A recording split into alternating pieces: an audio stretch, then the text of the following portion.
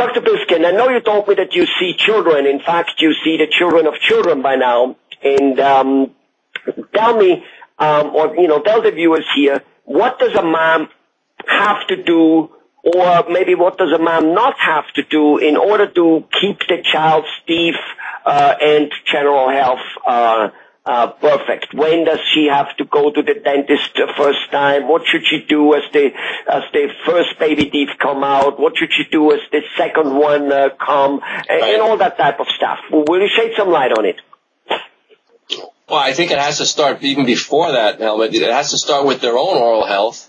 The mother themselves has to have good oral hygiene, good oral health, no disease, because even they've proved.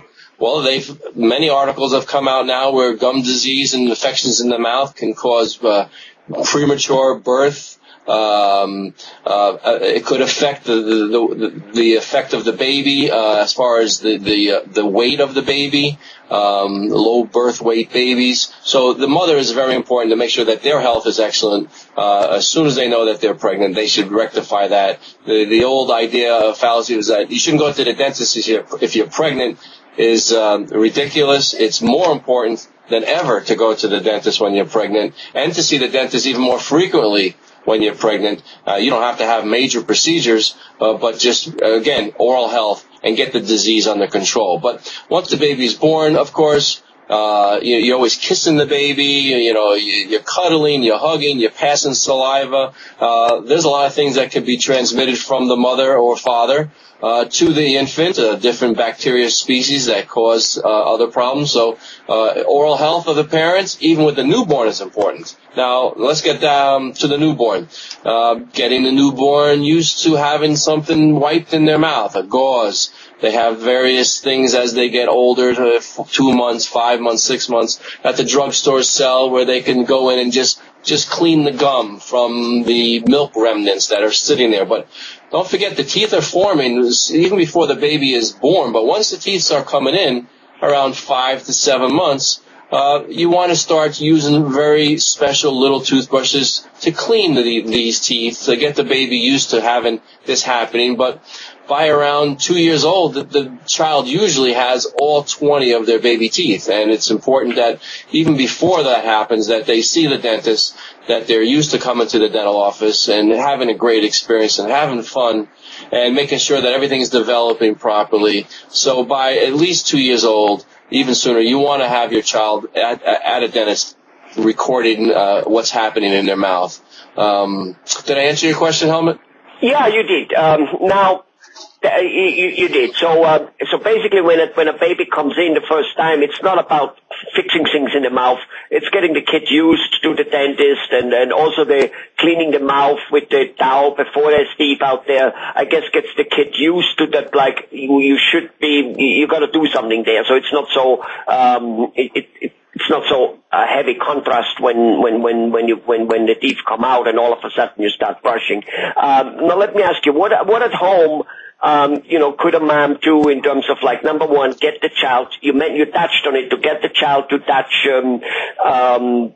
to do brush and brush correctly, and to getting it to like him or her to like it, because sometimes kids maybe don't want to. There's some helping tips. Or I, for instance, have heard something about, gum sucking or sleeping with a bottle might have some, might create some problems. Shed some light on that. Well, many people have heard of baby bottle syndrome, but really don't know what it is. Baby bottle syndrome is where the baby teeth have an extensive amount of tooth decay because the child is sleeping with milk and the bottle at night. The parent gives the bottle to help soothe, but it has milk in it. And in the milk there are sugars, and those are what ferments in the mouth and causes an extensive amount of decay. And all of a sudden, by 2 years old, when all the teeth are finally in, all of a sudden there's decay on these teeth that shouldn't have any. So that's called baby bottle syndrome, and we try to make sure we educate the parents during this time when they come in about things they should or should not do with their children, both good and bad, as far hygiene as far as what they can put in the mouth, what they shouldn't. I need you to tell me some of those things. I need you to tell me, so don't put the baby asleep with a bottle of milk because it soaks the teeth in sugar, basically. So never mind brushing after dinner. You defeat the purpose by putting it in. But what should the mom do then? What should she fill the bottle with? Or just not give the bottle at night before sleeping? What's the deal there? And what other things you educating mom to do or not to do?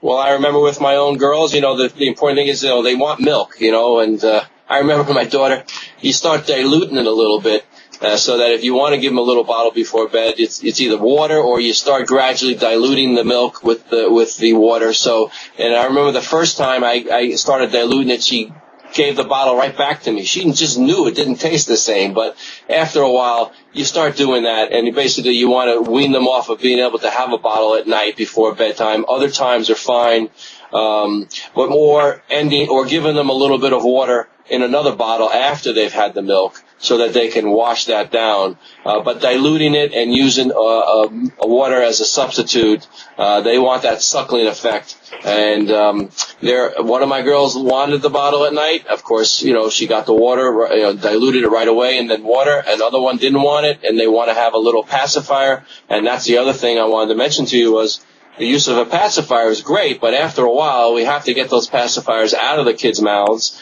That strong suckling effect can affect the development of their palate. And the way that your teeth develop in the front here, many kids come in, you can just see there's a big space between the top and the bottom, like where their thumb goes. And they're sucking. And they're sucking all night with a very strong passion. And so we either have to get the binky, the pacifier away, and get them to eliminate that suckling habit using their thumb. And there's various techniques we use, but otherwise a lot of damage occurs, and it's hard to correct that. So that's the other thing I wanted to mention. The baby bottle, the milk at night, the idea of the suckling. After a period of time, usually by at least 2, you want to stop with the pacifiers and the thumb. Other habits, they might twirl their hair, they might rest their finger. That's not going to have any harm. That's great. That's pacifying for them, and that's fine. And the other thing you wanted to ask me was you were mentioning to me, what was that helmet about? You wanted to know something else? I think you answered it, but I'm not sure. Basically, what do you tell, how do you get, just what else you have to do at home, and how do you get children to maybe brush? Maybe that's the one. How, if they for some reason don't want to, what are some of the tools you can use there rather than the whip? Right.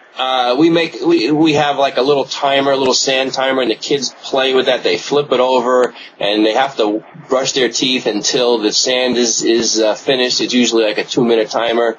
The toothbrushes today have a lot of fun things on them. They have flashing lights and then music, and they wait until the music is over. So there are things. Obviously, at the beginning, the parent has to help the child until they're able to manually, dexterity-wise, do it. But you have to get them in the habit of always brushing their teeth and constantly knowing that this is an important part of what we do every day. Just like taking that bath with the bubbly, they're going to take that toothbrush. And, of course, the young kids, we don't use toothpaste with any fluoride because they might be swallowing the toothpaste. So there's toothpaste out there that have no fluoride in it. It's just the idea of just putting a dab, a little eraser size on there so they get a little flavor. But the idea is to get that brush in there to brush the teeth, and we help educate the parents and the kids and make it fun for them. So the parents should help the child at the beginning anyway, right? Because, the child just simply is not going to have the perfect motion to do it at all. He will miss everything. He will, whatever. So the parents should help there, right? They should be physically doing it with the kids' hands. Yes, right. Sometimes we don't even put toothpaste on it. We just moisten the brush, and we have the younger kid, put their head on their lap with their feet away from them, and kind of help them at that point while they're lying down, even, or on their belly, brushing their teeth a little bit. And if it's for 5 seconds at the first time and 10 seconds the next, over a period of time, they will get used to that, and they will like it, and they will know this is like bath time. We got to brush your teeth, and they won't fight you. And it'll be a good stepping stone for good oral hygiene in the future. Oh, good. Well, wonderful. Thank you very much, Dr. Piskin, telling us about how to treat children and what to do. And I think it was very enlightening that you mentioned that a pregnant lady, and for that matter, a father, should have no gum disease because, number one, the mom is subject to maybe get a premature birth and basically passes. Just like if a mom would take drugs, I guess, that couldn't be good for the kid. We know that. Kid becomes born a druggie and needs to go into rehab right after born. I mean, we know about that. And so for that much, gum disease passes on the same way. And then there's even the dad and the mom once the baby's born. That's amazing what you said there, that, we kiss and hug the baby and we have all this gum disease in there, and obviously we will pass it on. And then it grows there. That's right. In that mouth. Well, again, as I said, thank you very much, Dr. Piskin.